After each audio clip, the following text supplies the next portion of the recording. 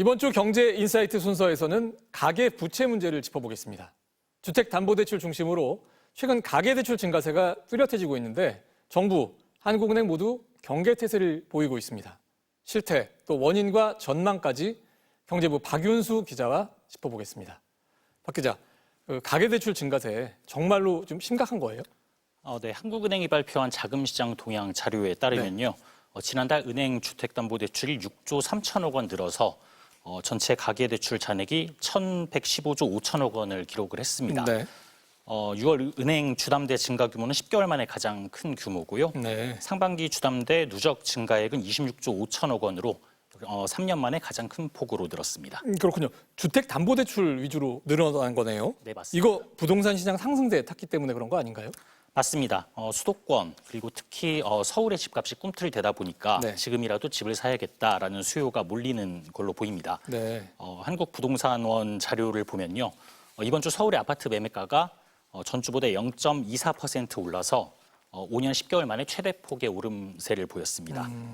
매매 수급 지수도 102.2로 이제 100을 넘었는데 네. 이게 집을 팔려는 사람보다 사려는 사람이 많아졌다는 의미입니다. 그렇죠. 이 수치가 100을 넘은 게 2021년 11월 이후 2년 8개월 만인데요.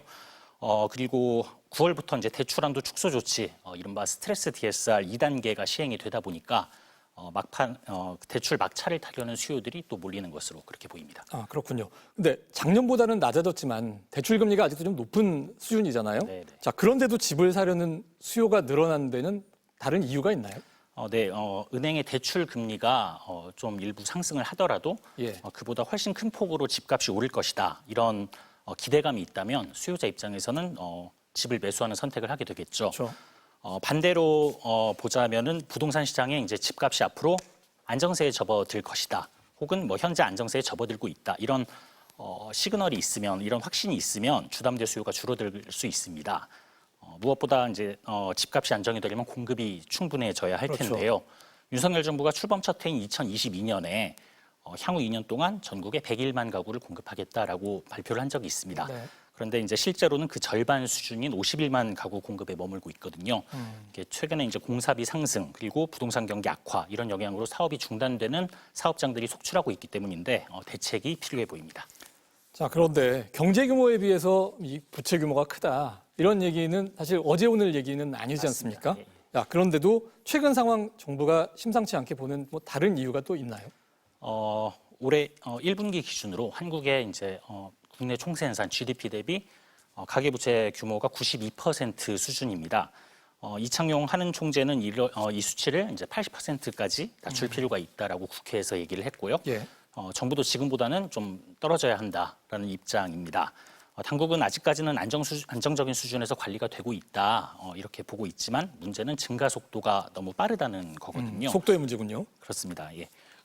고물가 고금리 상황에서 가계 부채까지 이제 빠르게 증가를 하다 보면 가계 입장에서는 쓸 돈, 가처분 소득이 줄어들게 되고 그러다 보면은 소비가 위축되고 그러면은 그만큼 경제 회복 속도도 지연될 수밖에 없습니다. 네. 그리고 부동산 가격 폭등이라든지 뭐 말할 게 없죠. 그리고 금융시장의 불안 요인도 커질 가능성이 있거든요.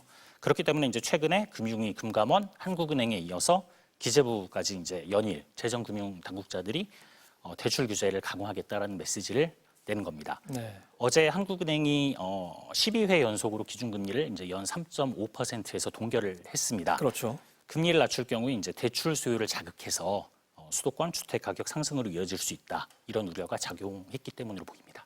다른 내수 부문이면 금리나 필요한데 맞습니다. 이게 부동산 부문 팽창하면 한국은행도 참 결정하기가 쉽지 않겠네요. 네, 맞습니다. 박 기자, 잘 들었습니다.